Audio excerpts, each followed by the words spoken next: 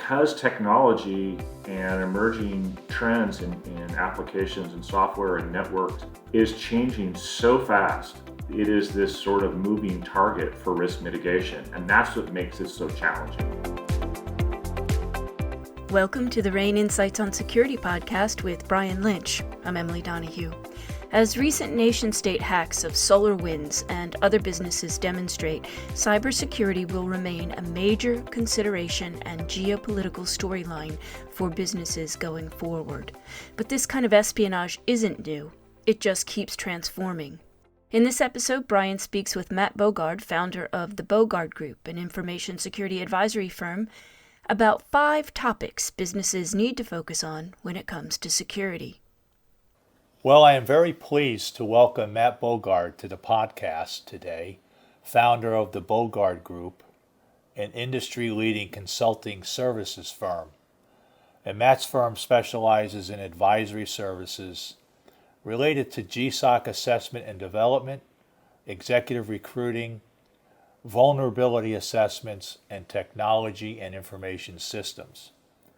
Matt's firm is also part of RANE's expert network. And I was recently on a panel with Matt. We were doing a webinar on preparing for global civil unrest, which went very well, we thought, and we received great feedback.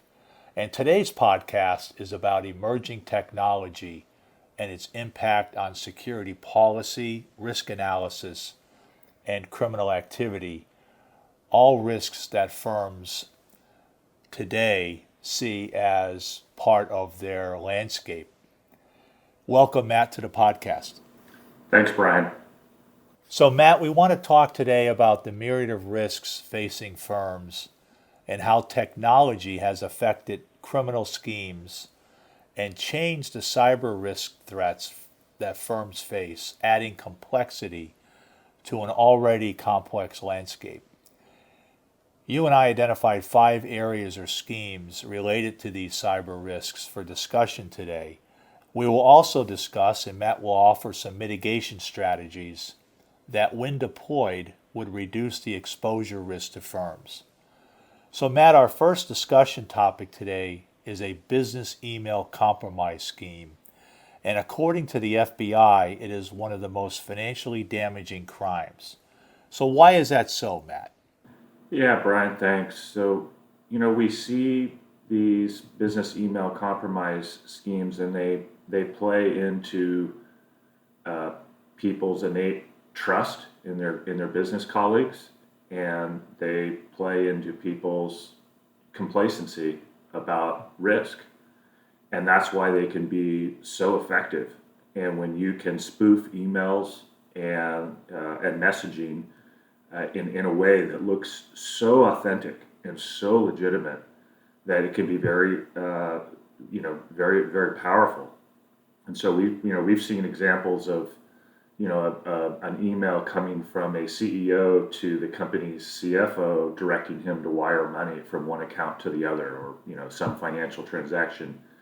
And the CFO, a highly educated, highly experienced person, doesn't recognize the difference. And so that's just one example, but we see many others where they're utilizing technology, and exploiting technology for nefarious purposes. So that is that's quite a masking, if you will, of normal process, right? They're receiving emails, and the perpetrators or subjects are making their emails look like those normal emails. So how can a person, either individual or a business, develop strategies that might mitigate that? So there are, we're recommending a list of sort of best practices associated with people sometimes use the term cyber hygiene or cyber security awareness. And one thing that is sort of reassuring and comforting is, as I'm sure people will feel, there's a little bit of fear and fear mongering and concern in our podcast today. Some of these strategies are very impactful and very effective, so people should not lose sight of that. So think of examples like dual factor authentication when you log into your email, a relatively simple addition. You know, your basic things like virus protection, making sure they're updated, firewalls. You know, for the example that I used, the anecdotal example that I used, which by the way I've heard happen on many occasions, requiring personal conversations to execute certain tasks. So, you know, in that scenario that I mentioned, that CFO should call or walk into the office of the CEO and say, you know, I got this email from you. I just want to confirm that it's from you. Um, so those are some of your sort of tactical approaches. You know, we also recommend, regardless of the size of your firm, you know, many firms are large enough to justify an in-house cybersecurity expert or chief security officer. But if you're not, use an outside firm that brings that same level of expertise in the form of a contract, you know, employee. And then finally, training and awareness for your employees. And of course, that's a theme that we'll see in several of our examples. And again, these are criminals that send an email, gangs or criminal gangs that send an email that appears to come from a known source making a legitimate request. And those mitigation factors will ensure that that is the legitimate request and from a legitimate source. So the second one that we talked about, Matt, on emerging technologies and how that's influencing firms and exploiting weaknesses is really related to the Russian bots and or the misinformation campaign that we have seen in the news over the last several months and several years, frankly. Why is this a problem? So we're seeing that, you know, attacks of reputation or, you know, corporate sabotage are terms, you know, those are sort of the terms of yesterday, but the evolution of those acts, of those nefarious acts, have turned into social media exploitation and misinformation. Those are sort of the new, you know, version of those crimes or social concerns. And you know, one thing that's really concerning about a lot of the misinformation or misuse of social media is a lot of it's not illegal. It's not, you know, you don't have to hack into Facebook to create a false page. You don't have to create some sort of electronic crime in order to spread misinformation or disinformation. And that's what makes it particularly troubling, that a lot of times there's no crime. If you think about it, it's really a coordinated dissemination of disinformation. That's the goal, and to the end, what is the end that they're trying to accomplish, Matt? Well, there's a number of motives and objectives, and it depends on the source. Of course, during the election, it was to create polarization, to exploit incidents that may have already occurred in the United States, for example, that they can exploit to create, false concerns, false debates, create a movement that doesn't exist, or maybe it's a fringe movement that they are making it mainstream. In the case of a corporate application, it could be corporate sabotage, reputational attacks, trying to harm the competition, trying to increase the rogue state's overall influence and power in the world, and trying to weaken and diminish the U.S. power in the form of weakening a large corporation or a major industry.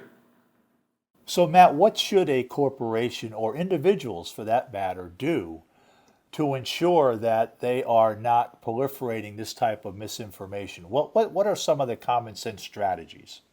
So we recommend, once again, the training and awareness. The more that employees and stakeholders are aware of these sorts of schemes and these efforts, they can sort of self-police the information.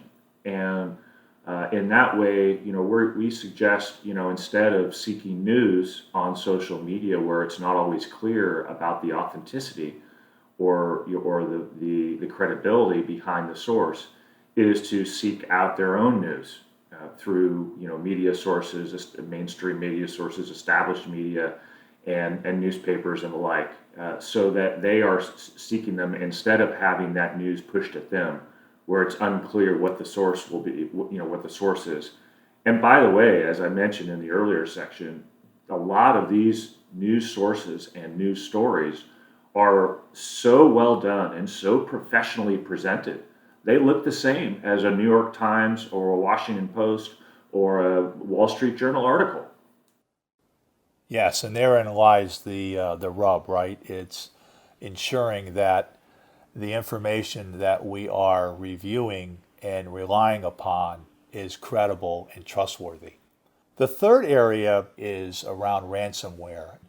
Reporting has indicated that roughly half of the U.S. corporations were attacked last year by ransomware. Matt, let's talk a little bit about ransomware. Yeah, so ransomware is really, this is the evolution or the transformation of a long-standing crime that goes back certainly decades, maybe centuries, known as extortion. This is the new version, the technologically based version of extortion. And in the case of ransomware, we see organizations, a rogue person or a rogue nation state will hold a network or particular content or trade secrets associated with a formula or think in today's times a vaccine, and they will hold that information hostage essentially, or that content hostage, until a payment is made.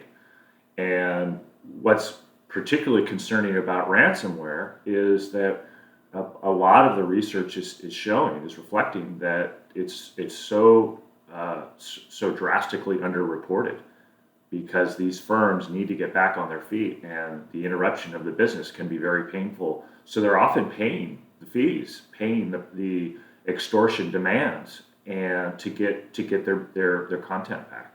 So a really dangerous area here. It is a dangerous area. It's being used by either nation state, as you mentioned, or criminal organizations. Why do you think most victims pay the gangs? Most organizations are often, unsophisticated, especially or smaller, medium, or emerging organizations. They don't have the sophistication or awareness of how to address this. Number one. Number two, they may or may not want to involve law enforcement. In the case of a larger corporation, that can create, enormous reputational risk that they have fallen victim to this scheme. And then the third, I mentioned before, this is a business interruption. This is a loss of finances, sometimes by the hour or by the day or by the week, until this gets resolved. And so the quicker that they can get it resolved, they will do that. And if it means paying the fee, paying the extortion demands, they will. And talk, Matt, about how important business continuity is, in particular in this type of criminal activity. We're always recommending that all firms, whether you're 2 people or 200,000 people, you really need to have a business continuity plan, a documented standard procedure of resiliency. And of course that includes succession planning and all that, but in this case it's more applicable to make sure that you have a backup plan, you have contingency data. So if depending on the sector you're in or the service or product that you provide as a company, back up all company content, back up all of your trade secrets, have them in a separate entity. Think about cloud-based offerings and that sort of a thing. None of these are 100%. I want to be clear about that in our podcast. None of the recommendations that we are making are 100% effective, but they are powerful and compelling when we talk about mitigation. That's the term we want to use. So yeah, business continuity is really critical. And that's a great point, Matt. The mitigation strategies that we're talking about here is really allowing a firm to limit their exposure risk. you're never really taking away all of the risk.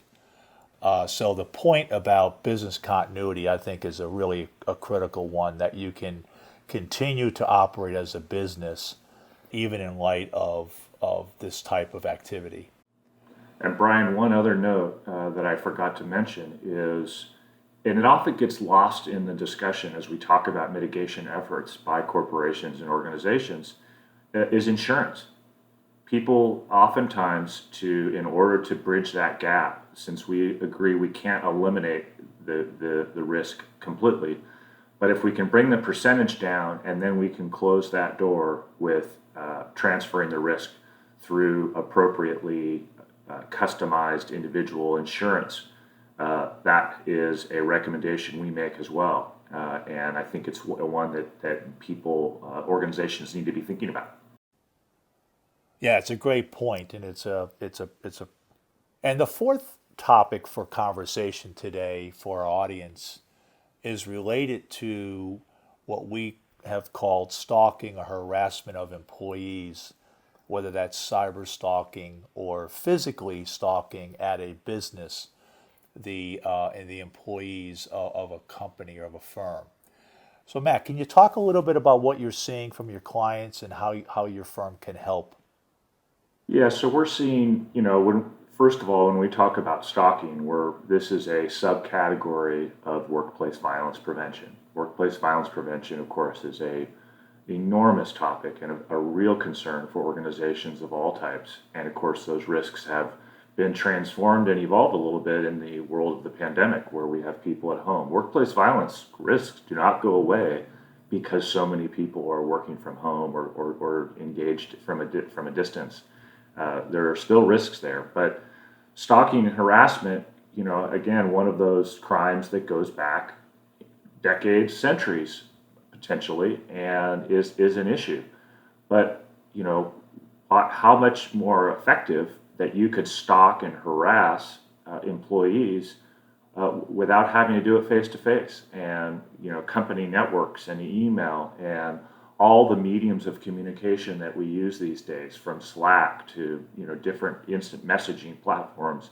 This allows employees to be harassed, and it creates vulnerability and opportunity, and it's this whole separate element of workplace violence now, with all the technology integration in everything that we do day to day.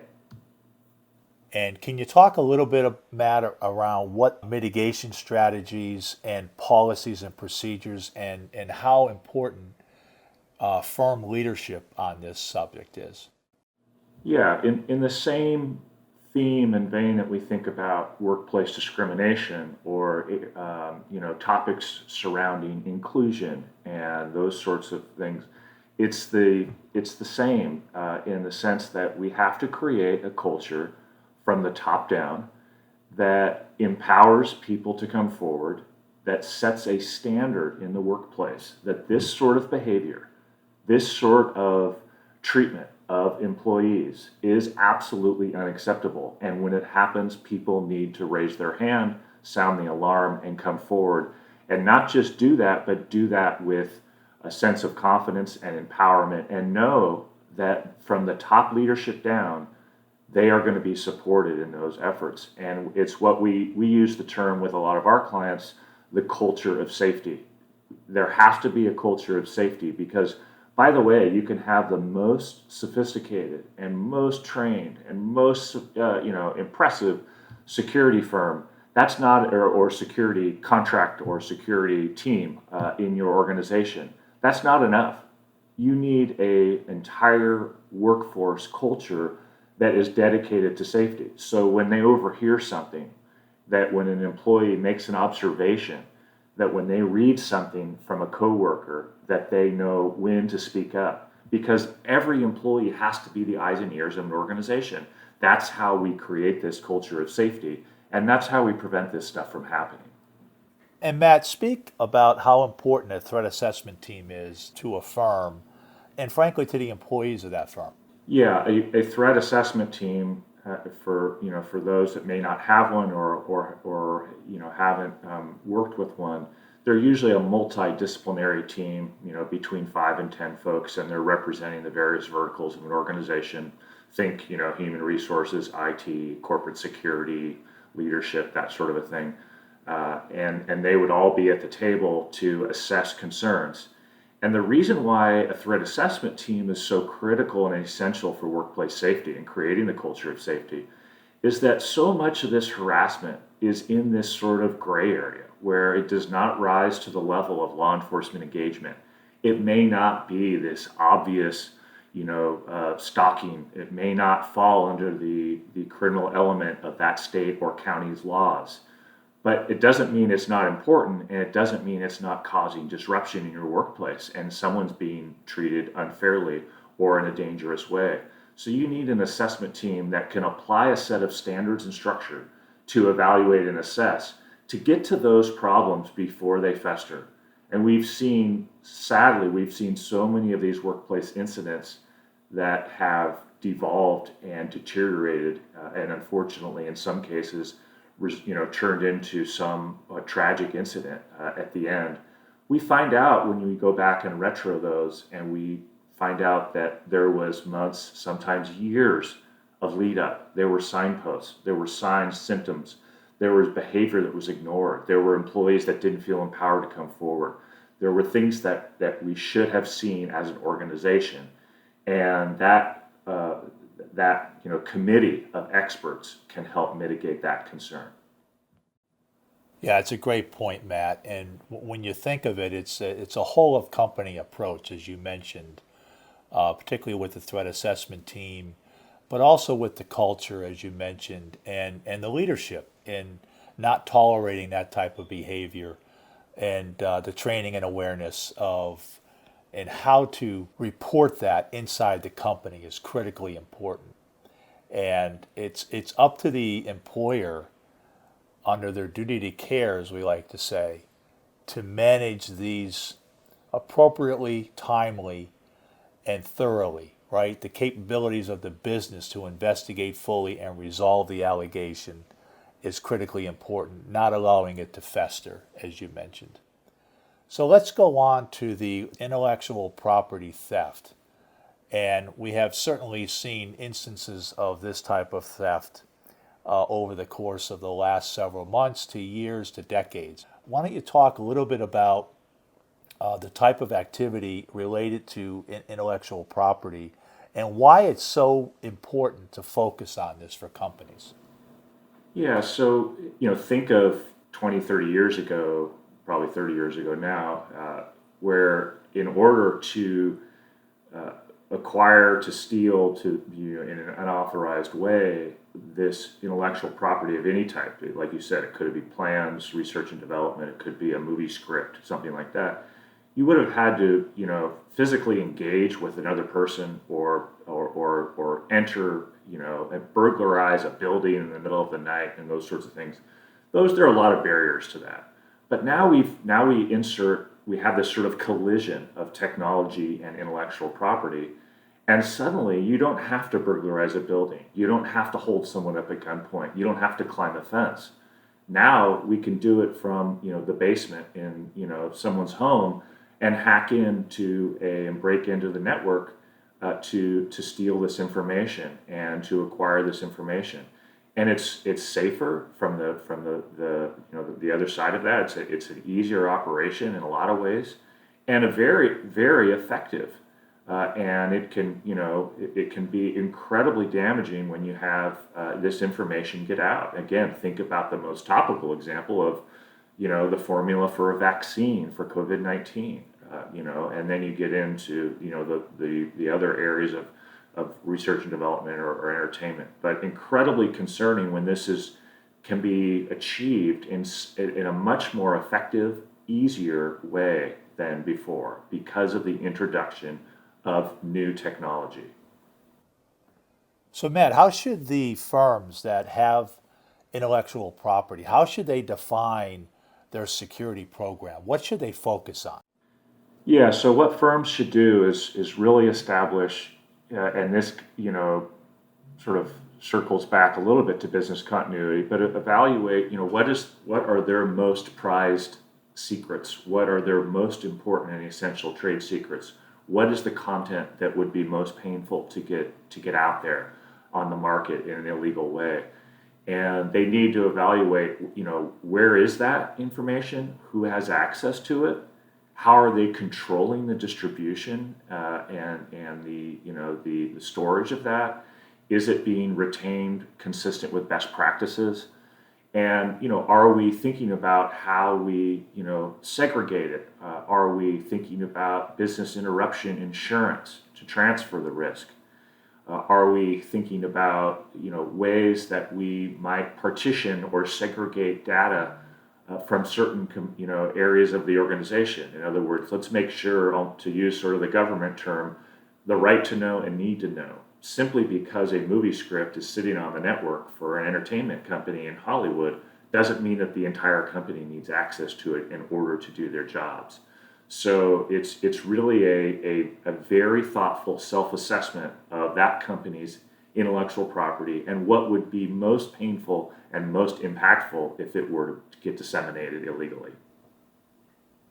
And as far as the threat actors involved in this type of activity and this type of criminal activity, you not only have criminal organizations, but in this particular type of criminal activity, you have state actors. Can you talk a little bit about what that threat looks like, Matt? Yeah, we're seeing, sadly, we're seeing these sorts of crimes being committed by multiple groups. Stakeholders probably isn't the right word, but multiple groups. You could have rogue states trying to acquire, critical trade secrets from a tech firm in the United States. You could have an individual who is trying to get an unfair advantage over the competition. You could have an external person who is trying to infiltrate via the network an organization to create corporate espionage or damage the reputation of a competitor. But all of these, and it could just be a one-off rogue criminal that wants to steal this information. So, but certainly what we've seen of late are what you mentioned, these rogue states, and that have highly sophisticated capabilities in terms of hacking into and breaching networks and stealing intellectual property. These are not amateurs, and we need to be clear about that. Matt, you discussed that some of the threat actors here are nation state, and we have seen recently another highly sophisticated attack, this time against our government. So it really feeds into the discussion that we're having about how important it is to protect our assets, and in light of what we've seen in the last couple of days, and is probably going to be highlighted coming up in the next several days about the extent of that type of attack. I mean, we've sort of covered the core issues, but I think those sorts of attacks are becoming the norm, and we should get used to them. And the biggest problem with those attacks and everything else we spoke about is because technology and emerging, trends in applications and software and networks is changing so fast that it is this sort of moving target for risk mitigation. And that's what makes it so challenging.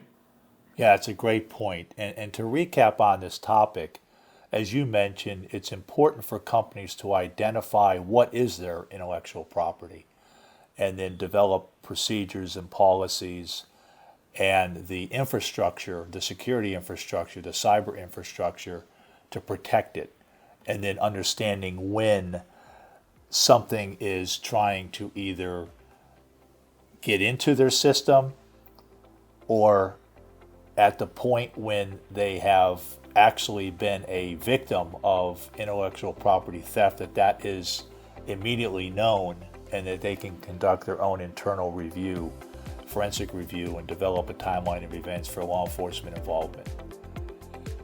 Matt, thank you for being on the program today. Thank you so much, Brian. A great discussion and all very, very important and essential topics. So thank you so much. Individuals and organizations turn to RANE for risk intelligence that cuts through the hype to focus on what they need to know, what to expect, and what to do. Whether they are physical, digital, or complicated risks, our team helps yours manage risk with critical insights and expertise for better outcomes. Join us at ranenetwork.com. That's ranenetwork.com. I'm Emily Donahue. Thanks for listening.